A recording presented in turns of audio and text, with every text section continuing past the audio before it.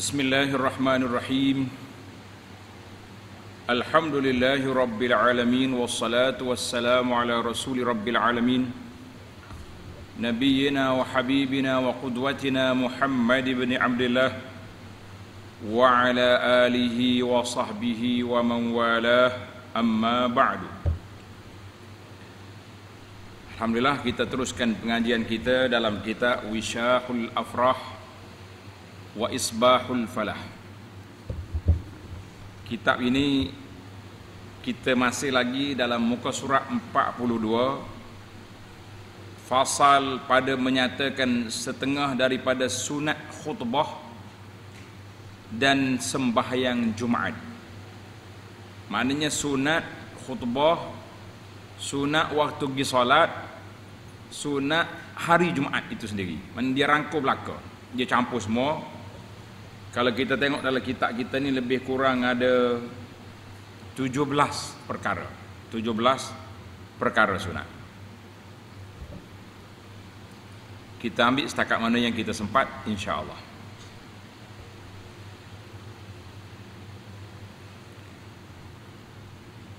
Maka sunat, tanda letak yang pertama, letak nombor 1. Maka sunat bagi orang yang mendengarkan dua khutbah bahawa diam ia pada dua khutbah dan mendengar ia akan keduanya. Ini kita bila kita pergi solat Jumaat, kita kena dengar khutbah. Tak boleh lagi bercakap-cakap, buah-buah tak boleh. Dan wajib menjawab salam. Kalau orang bagi salam kena jawab. Contohnya ada orang tak reti etika, dia masuk tengok orang duduk khutbah, dia bagi salam, Assalamualaikum. Maka orang dekat pintu tu kena jawab. Bukan semua orang jawab, ada dekat pintu yang dengar tu jawab. Jangan pula dia lawan ke khatib duduk jawab salam, tak khutbah dia gitu. Jangan. Dan sunat jawab orang yang bersin jika ia mengucap Alhamdulillah. Kita duduk sebelah kita ni ada orang bersin, bersin, dia kata Alhamdulillah, kita pun jawab perlahan, yarhamukallah. Lain-lain tak boleh, tolak. Dan jika tiada dengarnya akan khutbah, contohnya kita duduk atas masjid, sekarang ni banyak tingkat, tiba-tiba mikrofon mati. Sudah, mikrofon mati. Apa dia mikrofon mati? Jam mikrofon. Mati elektrik ke? Tak dengar lah khatib kata apa kan. Sebab kita duduk bawah, kita duduk jauh, duduk atas. Ataupun bangunan masjid kita besar, belakang. Maka jika tak dengar khutbah, apa kita nak buat? Maka sunat baginya masyghul. Apa dia masyghul? Menyibukkan diri. Tanda pelajar. Ini kita belajar kitab Jawi ke kitab Arab ni, kita kena dhabit. Kenapa? Dhabit. Awana dhabit? Kena tanda. Maka sunat baginya masyghul, arti menyibukkan diri dengan membaca Quran atau zikir atau berselawat ke atas Nabi sallallahu alaihi wasallam. Itu yang kita boleh. Daripada atap kita diam, kalau diam boleh jadi kita tertidur, nanti orang solat begitu tak sedar, maka boleh kita baca Quran. Baca Quran boleh. Atau zikir. Tapi jangan kuat, perlahan-perlahan. Nanti tak dengar pula apa yang berlaku di bawah tu, kan? Maka makruh berkata-kata, tanda sini. Tak, letaklah di tepi kitab tu dia punya tanda tajuk, larangan berkata-kata, bercakap. Maka makruh berkata-kata tatkala khatib membaca khutbah. Mengikut imam kita mazhab Syafi'i kata makruh. Adapun mazhab imam yang lain haram berkata-kata pada ketika itu. Jadi mazhab lain pada Syafi'i dia kata haram bercakap waktu khatib berkhutbah. Waktu khatib berkhutbah haram bercakap. Syafi'i kata makruh. Sebab apa larangan? Nabi kata larang kan. Kata suruh orang diam pun lara. Macam mana kalau dia bercakap? Lagi dahsyat. Dan tiada makruh. Makruh itu makna dilarang, ditegah. Dan tiada makruh berkata-kata dahulu daripada khutbah dan kemudiannya dan antara dua khutbah. Mana bolehlah kalau kita nak bercakap ada benda yang perlu. Contohnya kita nak bagi tahu kawan sebelah ni, dia bising ke apa benda kan. Waktu khatib duduk antara dua khutbah, kita cuik dia, saudara, jangan duk main handphone orang tengah khutbah ni. Tak baik. Kita larang sekejap. Itu boleh. Ataupun waktu itulah waktu kita ambil peluang untuk berdoa, kerana mustajabnya doa. Dalam CD lepas kita dah bincang, di antara waktu mustajab doa ni bila ada ulama kata ketika khatib mula naik, mula di mimbar sampai sudah solat. Maka bila peluang kita nak berdoa, waktu di antara dua khutbah kita beri doa situ kan. Menarik, alhamdulillah.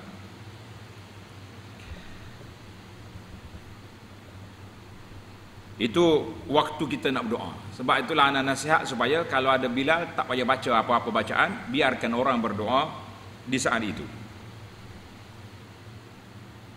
Itu nombor satu. Sunat yang kedua, tanda nombor.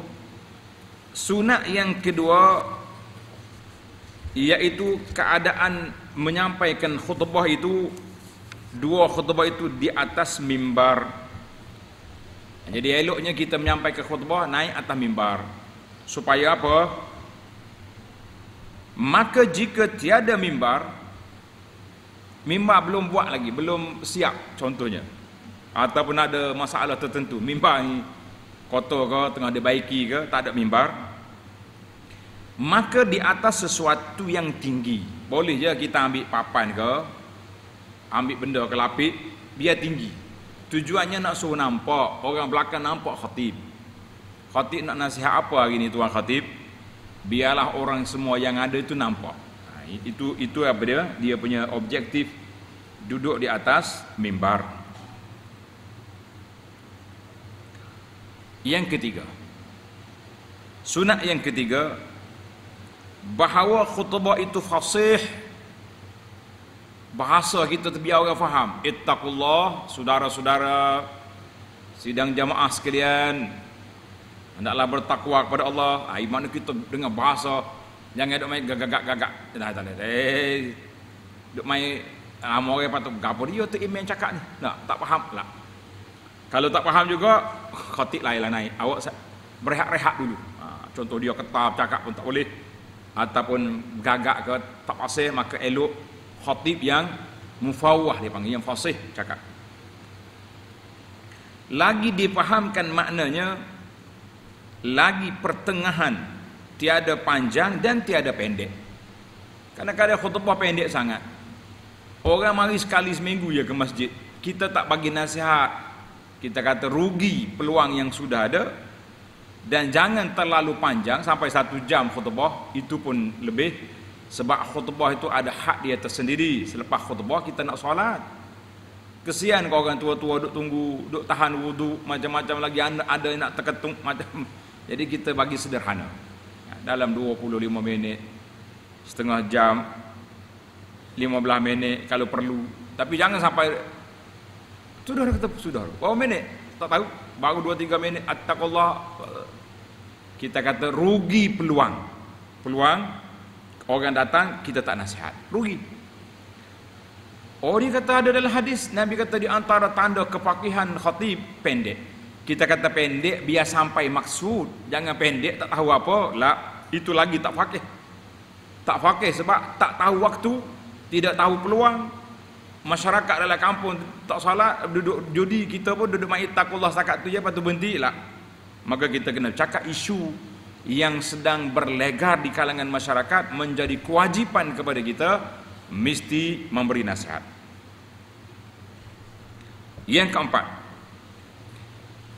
dan sunat bahawa jangan ia berpaling ke kanan dan ke kiri dan ke belakang. Jadi bila khutbah bukan macam ceramah. Ceramah ni kita boleh tengok kanan tengok kiri. Jangan kata ittaqullah tuan-tuan, tengok sini paling belakang. Lah. Kita kena tengok ke depan. Kalau bergerak sikit-sikit, taklah jadi halangan sampai mereka buat jadi orang panggil macam robot tak gerak lah. Tapi tidak ke kanan, tidak ke kiri macam kita mengajar kuliah ni, kita tengok sana, tengok sini. Ada khutbah, kita tengok depan. Makmum yang tengok kita. Makmum yang tengok kita.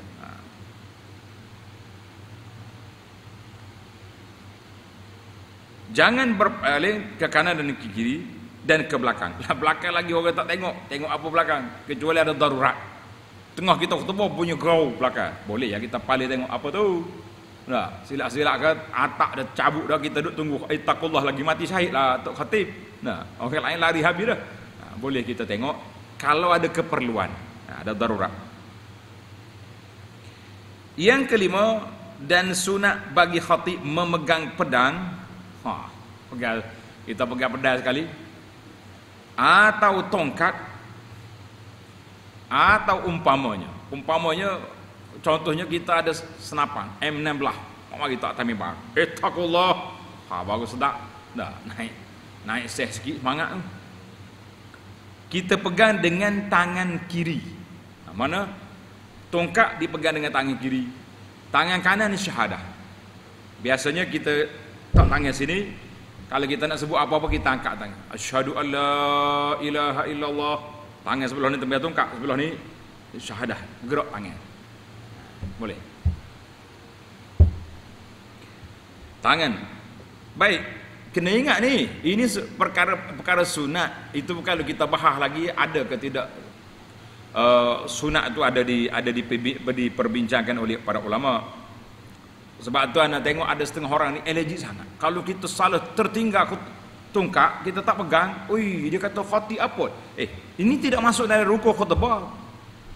Tidak masuk dalam rukun khutbah. Dalam kitab ni pun sebut di antara perkara sunat tu pegang tongkat, pegang tombak, pegang pedang kalau ada. Itu di antaranya. Dan tidaklah menjadi satu benda yang besar kalau kita tak pegang tongkat. Tapi masyarakat ni dia pelik, tak pegang tongkat tu besar bagi dia. Kita kata jangan dibesarkan benda yang ada khilafnya di situ. Baik. Dan hantarkan tangan kanannya. Hantarkan mana, letak tangan kanan dia tu di mana? Di tepi mimbar jika tiada padanya najis. Maknanya tangan kiri pegang tongkat, tangan kanan ni letak di atas mimbar ni. Letak di atas. Kalau mimbar tempat kita pegang itu, ada setengah mimbar di bolak itu, tangan letak situ. Gerak kita dengan jari ya. Taqullah, asyhadu alla ilaha illallah, boleh gerak. Apakah hikmat? Ini menarik ni. Dan hikmat pada yang demikian itu isyarat kepada bahawasanya agama ini berdiri ia dengan senjata. Jadi Tuhan saya kata, sebab kita kena pegang tongkat, kita kena pegang tombak, pegang pedang ni, kerana agama ini tegak dengan senjata. Kita kata perlu juga perbincangan di sini. Bukan semua ditegak dengan senjata, dengan dakwah pun tegak. Tapi senjata pun jihad ada. Kita nak nyatakan bahawa khutbah ini serius. Bukan tempat gurau-gurau. Bukan boleh cakap main-main. Kita cakap secara sungguh-sungguh. Waktu itulah dia ada tongkat lagi. Ada tongkat. Baik. Dan jika tiada dapat sesuatu daripada yang tersebut, tak ada tongkat, tak jumpa tongkat. Macam berlaku kes kepada imam-imam interim zaman PKP baru ni. Masa nak khutbah raya, mau pergi apa khutbah raya? Batal nyapu. Mau pergi apa? Ada orang pegang ambil batal nyapu, ada cabut orang besi kail langsir pun ada, macam-macam gambar dalam Facebook. Kita kata tak perlu lah, kalau tak ada tengok apa kitab ni kata. Dan jika tiada dapat sesuatu, tak ada benda yang kita nak pegang, maka hendaklah dihantarkan tangan kanannya atas tangan kirinya di bawah dadanya. Kita tak sini, macam kita solat, tak tangan sini. Ittaqullah. Jadi itu boleh. Atau apa? dilepaskan keduanya, turun untuk bawah, tak ada masalah. Tidak syarat. Dia kata sunat, kalau boleh pegang, pegang. Tak boleh pegang, lepas je tangan. Maka kita kena beritahu pada masyarakat, jangan dibesarkan perkara yang tidak menjadi besar dalam satu perkara, tapi jangan hak besar sungguh dia tak buat pula. Dia antara hak digalakkan supaya mari awal, supaya duduk dia berzikir, itu solat. Baik. Yang keenam, sunat yang keenam, dan bahawa iqamah. Qamat itulah, iqamah mana qamat. Kemudian daripada selesai khatib, daripada membaca khutbah dan bersegera ia turun daripada mimbar supaya sampai ia kepada mihrab beserta dengan selesai daripada iqamat. Jadi mimbar khatib selepas khutbah dia kena turun lah. Turun ke tempat solat dia tu. Kalau boleh tak turun tu kira sudah sekali dengan orang iqamat lah. Supaya terpelihara mualatun. Mualat itu maknanya berturutan antara khutbah dengan solat. Jangan berhenti lama. Antara dua khutbah dan sembahyang. Ini kita nak supaya apa? Jangan lama berhenti. Turun daripada mimbar, pergi ke tempat imam. Muazzin sudah qamat, kita istau, tadilu, betul saf, sama saf, rapat-rapatkan saf. Maka sakat tu je. Kemudian kita apa? Kita takbir. Ini ada setengah imam ni macam-macam dia baca bila takbir. Qul a'udzu birabbil falaq, qul a'udzu birabbin nas. Lish. Orang baca ayat Quran dalam solat, bukan baca di luar solat. Luar solat ni kerja imam, apa dia? Betul saf, rapatkan saf, sama saf. Itu je dia. Sawu sufufakum. Bas. Ini dia baca macam-macam lagi. Kita kata baca dalam solat. Nak ambak syaitan dalam solat. Kan Nabi kita Allah Taala ajar, bila kita nak baca Quran, fasta'iz billah. Bukan belum solat, dalam solat kita baca. Yang ketujuh, dan sunat yang ketujuh, dibaca pada rakaat yang pertama, kemudian daripada Fatihah, surah Al-Jumu'ah. Dan pada rakaat yang kedua, surah Al-Munafiqin. Surah Munafiqin, surah Munafiqun. Elok. Dibaca dengan jahar. Mana baca dengan suara nyaring. Iza ja'akal munafiqun, kan? Kerana mengikut Nabi sallallahu alaihi wasallam baca dua surah ini dalam solat Jumaat. Hadisnya diriwayatkan dia oleh Imam Muslim. Mana ada riwayat Nabi Muslim meriwayatkan Nabi sallallahu alaihi wasallam baca surah Al-Jumu'ah dan Al-Munafiqun dalam solat Jumaat.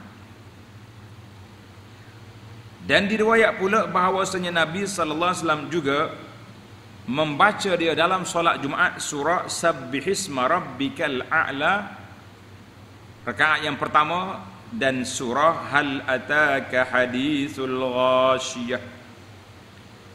Kita gilir minggu ni Jumaat Munafiqun, minggu depan Sabbihis dengan Hal Ata. Elok tu. Oi, ramai di kalangan kita ni OKU tak larat. Kita jadi satu surah, surah Al-Jumu'ah, sampai muka yang pertama rokok, naik yang kedua pula, kan? Ya ayyuhallazina amanu idza nudiya lis-salati minal jumu'ati, boleh aja. Boleh pendek sikit. Yang pentingnya ada surah itu. Allah. Tersebut dalam kitab Raudhah Talibini adalah Nabi sallallahu alaihi wasallam membaca akan dua surah itu pada satu waktu dan dua surah itu pada waktu yang lain. Maka kedua-duanya itu sunnah. Alhamdulillah. Dua-dua tu sunnah berlaku. Sama ada surah ni atau surah ni. Sama juga dengan pagi Jumaat. pagi Jumaat Nabi baca surah As-Sajdah dengan surah Hal Ata 'alal Insan.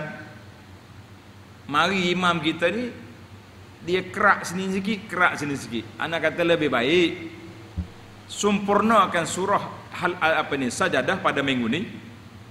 Minggu depan kita beritahu kepada ahli jemaah, minggu ni saya baca Hal Ata 'alal Insan tidak ada sujud tilawah. Oi, dia kata tak boleh ustaz. Tak puas hati tu makcik-makcik tu, dia mari kerana nak sujud. Kita kata lah, mari kerana solat subuh, bukan kerana nak sujud. Kan? Cuma kebetulan kita baca surah As-Sajdah, bolehlah kita sujud. Itu sunnah. Maknanya minggu ni kita baca As-Sajdah sampai habis. Minggu depan Hal Ata 'alal Insan sampai habis. Itu lebih baik daripada kita kerak sikit, ini pun tak habis, ini pun tak habis. Semata-mata kerana nak sujud tilawah. Dia bukan kerana sujud, dia kerana surah itu. Tengok dalam kitab ni kata, ada kalanya surah ni, ada kala surah ni. Dan semuanya itu sunnah. Sesalah kita yang ke-7. Yang ke-8 dan sunat mandi. Sunat mandi bagi orang yang hendak menghadiri salatul Jumaah. Nak pergi semaya mandi dulu. Jangan tak mandi pergi dengan busuk banga, kata orang. Orang Kelantan ni mudah, dia panggil busuk banga, hapok bengai. Busuk lah. Hapok ni orang panggil bau tak selesa lah. Orang panggil hapok tak. Hapok ni apa bahasa Malaysia? Apa?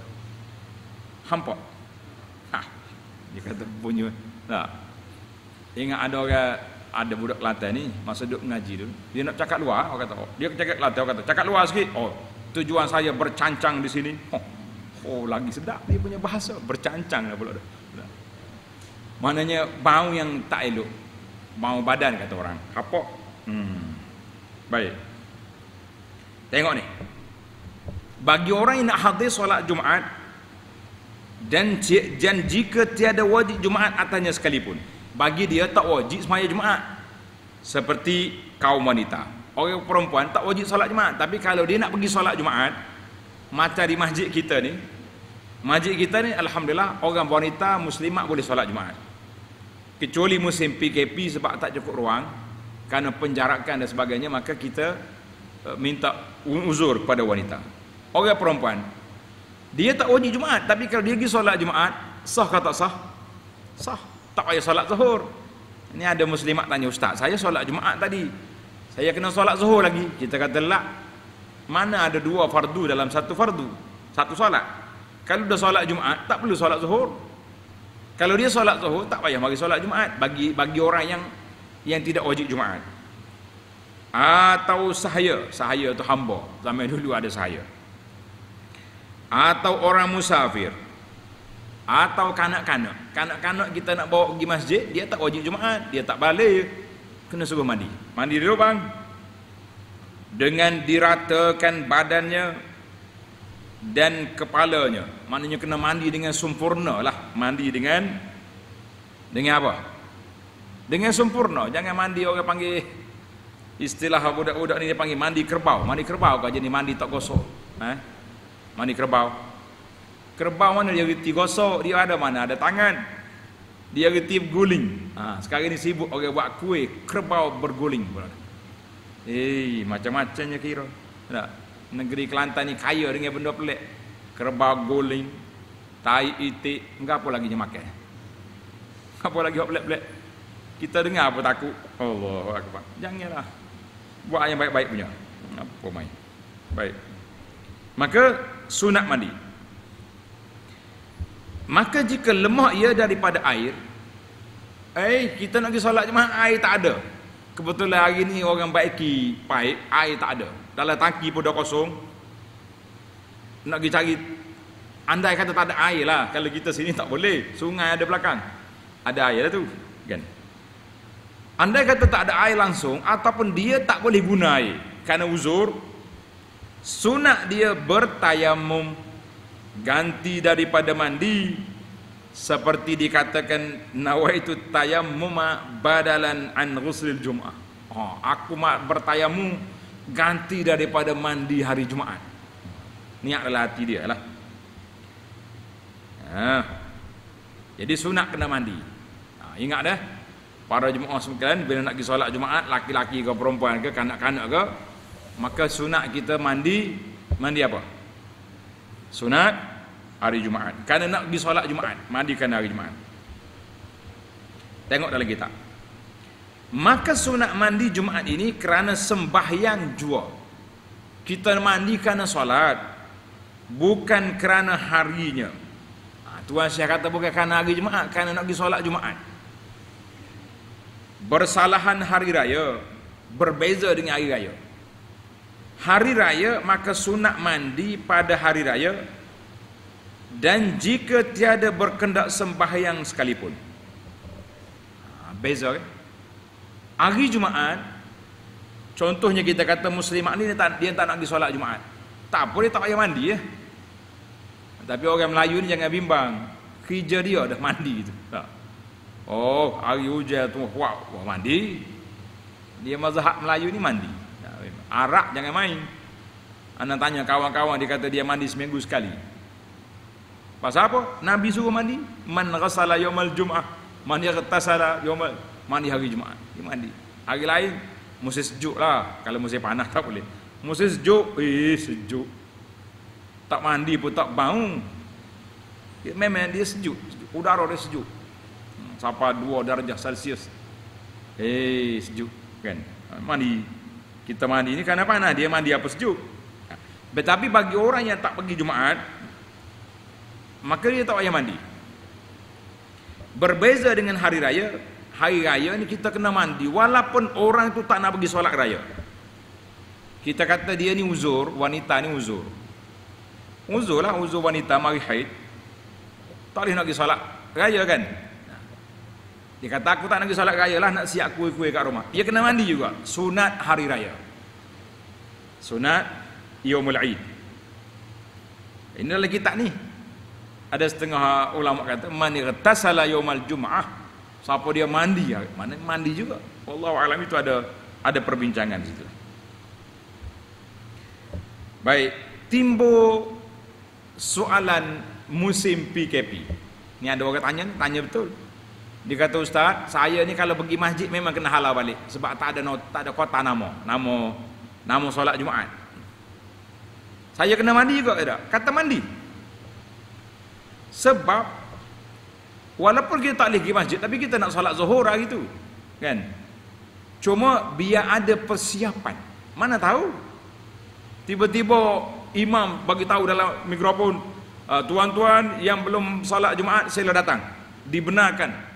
Kita tak mandi lagi, kelang kabut, mandi. Mandi, jangan tak mandi. Maka masuk waktu mandi Jumaat ini, tanda ni pelajar.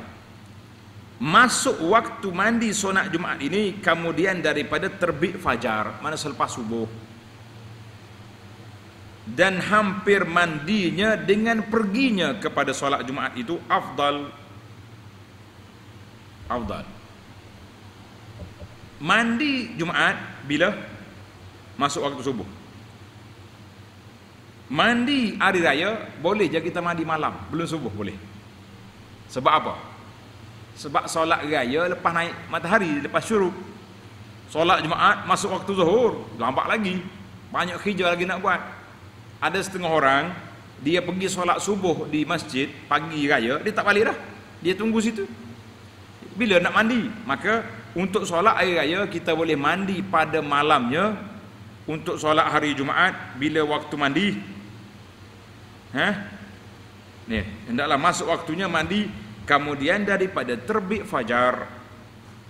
Lagi dekat kita nak pergi masjid, kita mandi lagi baik, sebab kita pergi dalam suasana tubuh kita bau wangi, pakai sabun, shampoo. Sudah mandi pula pakai kena minyak wangi, minyak atar. Lagi. Dan sunat qada mandi Jumaat. Sudah. Tadi kata mandi sebab nak pergi berkumpul, nak pergi masjid orang ramai. Ni kita tak sempat pergi masjid, tak sempat mandi, ada kelang kabut tadi. Nak azan dah. Kita terus pergi masjid, ambil wuduk je pergi. Dia kata sini sunat qada mandi Jumaat. Seperti segala mandi sunat yang lain, apabila luput dia ini. Apabila luput dia, maknanya bila terlepas masa nak mandi tak sempat tadi, kita pergi solat dulu, balik baru mandi. Qada, dia panggil qada mandi Jumaat. Ini letak koma situ. Kalau tidak membaca pelik. Ini barang yang berlaku atasnya Ibnu Hajar. Tanda pelajar. Ini barang, maksudnya ini pandangan ini mengikut Ibnu Hajar, mengikut Syekh Ibnu Hajar Al-Haytami Al-Makki. Kata Syekh Ramli, Ibnu Hajar dengan Ramli ni dia khilaf sah ke tak sah nak tu, sunat dengan tak sunat. Tapi inilah cara ulama orang tak kelahi. Cara kita ini beza sikit, kena tuduh dah.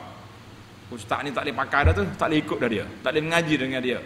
Macam-macam tuduhnya buat. Rekod ni kan. Ini zaman-zaman kita ni zaman orang jahat banyak. Orang yang tidak berakhlak, maka itulah yang jadi. Tengok zaman ni Ibn Hajar dengan Ramli, tak ada buat orang duk kelahi. Kata Syekh Ramli, tiada sunat diqadakan dia. Tak ada sunat lah. Sudah dah malik mandi apa lagi? Mandi maghrib lah pula kan. Baik. Tamak kita yang ke-8. Kita berpindah kepada sunat yang ke-9. Sunat yang ke-9 dan sunat bagi yang lain daripada imam. Semua orang lain, imam seorang je. Orang lain sunat bersegera pergi ke tempat sembahyang, masjid Jumaat ataupun surau Jumaat. Ia betulnya cepat pergi tempat solat Jumaat. Bila bermula tarikh, tanda ni pelajar. Mula cepat itu bermula daripada ketika terbit fajar, mula daripada subuh lagi. Boleh dah kita pergi solat Jumaat. Lambat lagi tu 6 jam lagi. Pergi awal 5 jam lagi. Tunggulah. Kerana tersebut dalam hadis yang sahih. Hadis ini dikeluar oleh Imam Bukhari, tanda. Bukhari keluar, Muslim. Nabi kata apa? Tanda hadis. Hadis ni terjemah ada dah. Anda baca matan sikit supaya mudah pelajar-pelajar nak cari lafaz asal dalam kitab. Nanti kamu nak mengajar esok, nak tengoklah lafaz asal kan, baru sedap syarah. Tanda lafaz asal dia,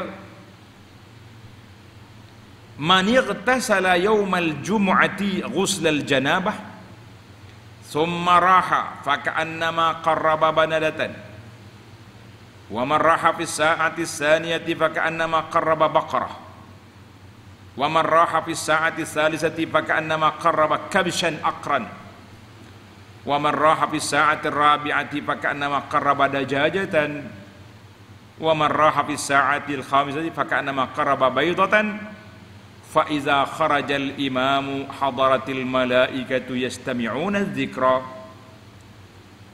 Tengok terjemahan. Siapa mandi pada hari Jumaat? Ni dalil ni kepada isu yang kita bincang bab mandi tadi. Masuk sekali lah.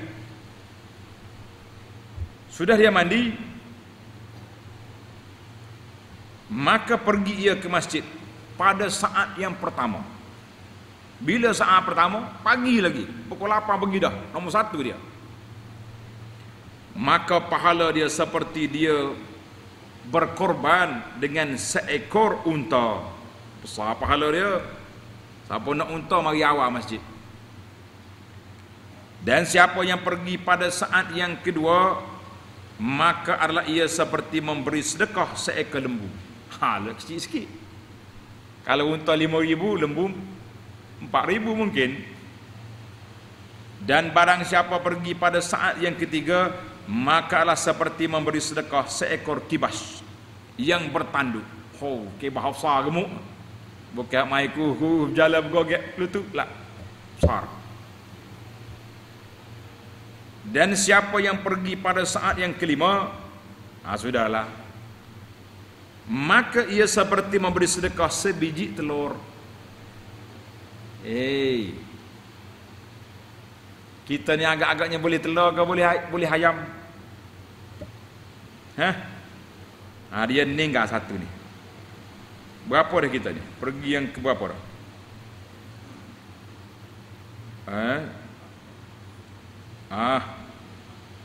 Dan siapa pergi pada saat yang keempat dulu, yang keempat dulu, makalah ia seperti sedekah seekor ayam.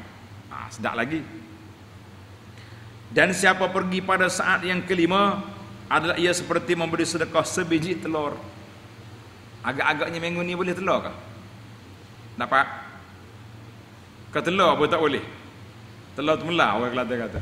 Telur busuk lah.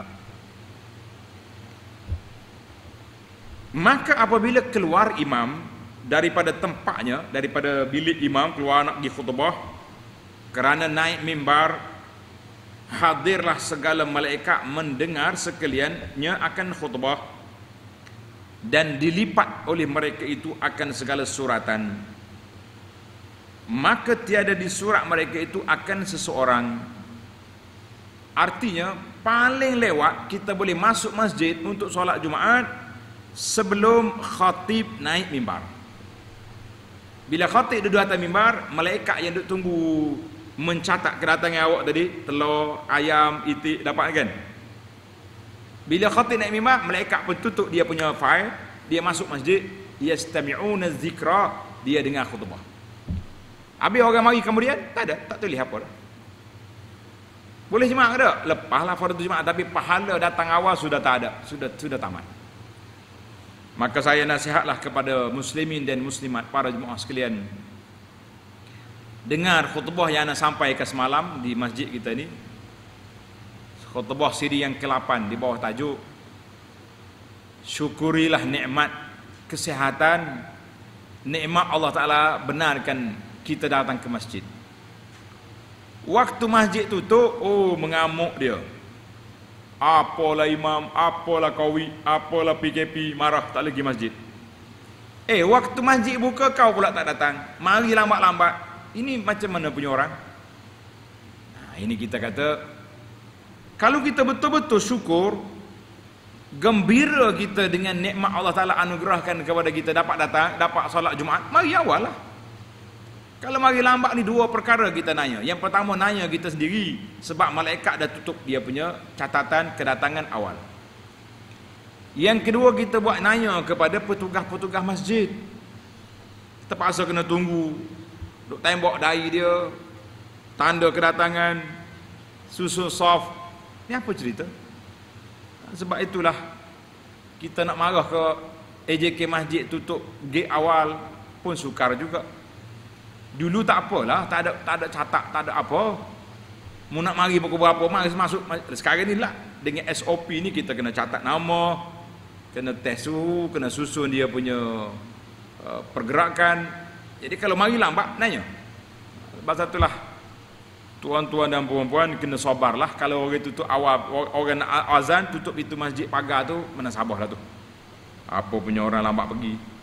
Waktu tak dia pergi mengamuk, waktu boleh pergi tak datang. Pelik ke tak pelik?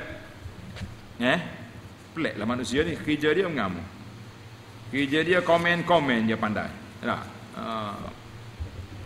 Baik, kita pergi kepada perbincangan seterusnya. Dalam riwayat An-Nasa'i, ada riwayat lain. Riwayat An-Nasa'i kata, pada saat yang kelima disebut Dajjal disebut dengan nama usfur. Usfur. Saat yang kelima seperti memberi sedekah seekor burung ciak. Burung ciak, lagu mana burung ciak? Burung ciak tu main. Ciak lah, tak dapat ayam dah. Dan pada saat yang keenam seperti yang beri sedekah sebiji telur. Mana ada tambahan lagi. Daripada ayam kepada burung, barulah telur. Baiklah, para jemaah sekalian, semua tu hadis itu sahih, alhamdulillah. Tengok penjelasan apa maksud sa'ah. As-sa'atul ula, as-sa'atul tsaniyah. Adakah dikira pukul? Tengok dalam kitab kata. Dan dikendaki dengan segala sa'ah yang tersebut itu waktu itu, iaitulah barang yang diantara naik fajar, terbitnya fajar, dan antara keluarnya khatib. Sehingga khatib naik mimbar, terbahagi ia akan 6 bahagi yang bersamaan. 6 bahagi. Kita kata daripada fajar pukul 6 suku lagi. Khutbah pukul apa? Zuhur pukul apa? 1 suku. Jadi berapa jam? 7, 8, 9, 10, 11, 12, 1. 7 jam. Mana pagi? Saat yang pertama bila? Saat yang kedua bila? Kalau nak pagi unta, pagi lagi kena pagi duduk sini. Habis unta, mari pula lembu. Anak kata, kalau kamu dapat usfur, burung ciak pun alhamdulillah daripada tak dapat apa-apa. Betul? Jadi pelajar-pelajar, para jemaah sekalian, berusahalah untuk kita sampai ke masjid hari Jumaat sebelum khatib naik mimbar. Pahalanya ada. Paling tidak berdapat telur. Jangan tak dapat apa-apa. Adapun imam, ini kalau nak pergi lambat boleh. Pergi minta jawatan jadi imam, boleh lambat. Adapun imam, maka tiada sunat baginya berpagi-pagi ke masjid. Hanya sunat baginya pergi ke masjid pada waktu membaca khutbah jua. Mana kalau dia nak pergi awal pun boleh, dia masuk dalam bilik dia, dalam bilik pejabat imam, jangan keluar, duduk situ dia. Kalau dia keluar, nanti malaikat masuk, tutup file, dia duduk situ.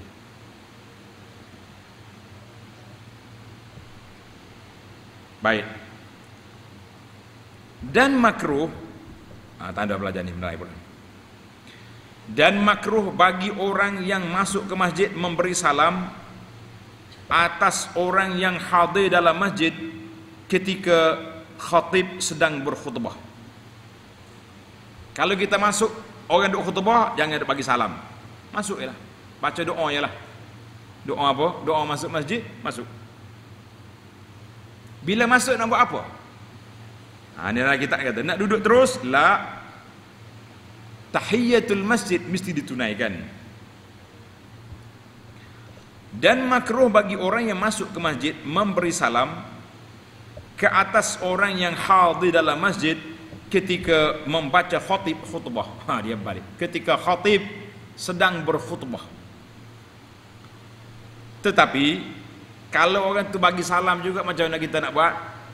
Wajib atas orang yang diberi salam itu jawab salam.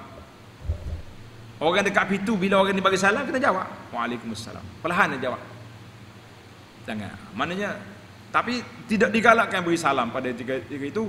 Kalau dia beri juga, kita kena jawab. Dan haram lagi tiada sah. Ini keras sikit ni. Ini kita kena merajaah balik. Tuan Syekh kata tak sah ni. Haram lagi tiada sah sembahyang fardu atau sunat atas orang yang hadir di dalam masjid tatkala khatib membaca khutbah. Dan jika tiada mendengar ia akan khutbah sekalipun. Dan jika tiada wajib atasnya solat Jumaat seperti hamba atau orang musafir sekalipun. Dan jikalau sembahyang fardu yang telah luput, yang teringat ia pada ketika itu, nak qada, tak boleh. Dan jika wajib ia qadakan dia dengan segera sekalipun. Maka tanda betul. Dalam kitab ni Tuan Syekh kata, waktu khatib sedang berkhutbah haram. Bahkan dia kata tidak sah. Apa dia tak sah tu? Solat qada ke, solat sunat ke, tak boleh. Waktu sedang berkhutbah, jangan tunjuk warak. Yang bolehnya apa? Apa yang boleh? Ni ada yang boleh. Tulis tepi kita. Kecuali tahiyatul masjid. Dan mereka yang masuk ke masjid padahal imam sedang berkhutbah. Dia masuk dalam masjid tu, imam tengah berkhutbah, hendaklah ia sembahyang sunat tahiyatul masjid 2 rakaat. Yang ringan keduanya. Dalam kitab ni tuan kata sunat Jumaat. Yang pentingnya kita tak boleh duduk kecuali kita solat sunat 2 rakaat. Nak sunat tahiyatul masjid ataupun dalam kitab ni kata sunat qabliyah sunat Jumaat, terpulalah khilaf situ. Orang ni dia boleh. Itu pun 2 rakaat yang ringkas. Ingat kan?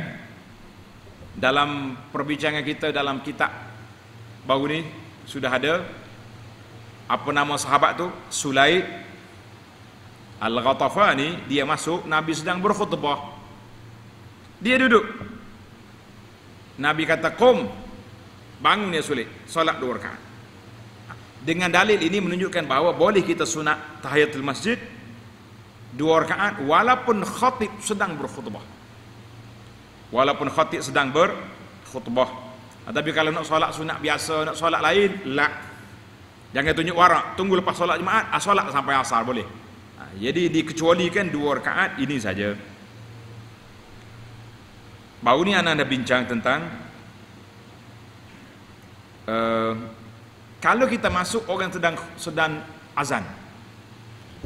Kita masuk masjid, orang duk azan dah.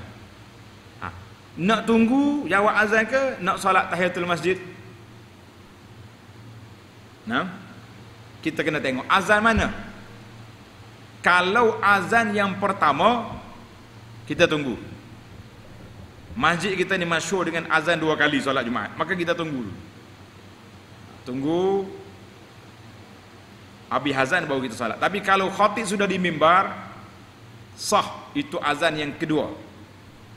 Ataupun masjid itu dia sekali azan ya, maka tak boleh lagi kita tunggu. Masuk masjid walaupun orang duk azan, kita teruskan solat tahiyatul masjid, sebab lepas solat kita nak dengar khutbah.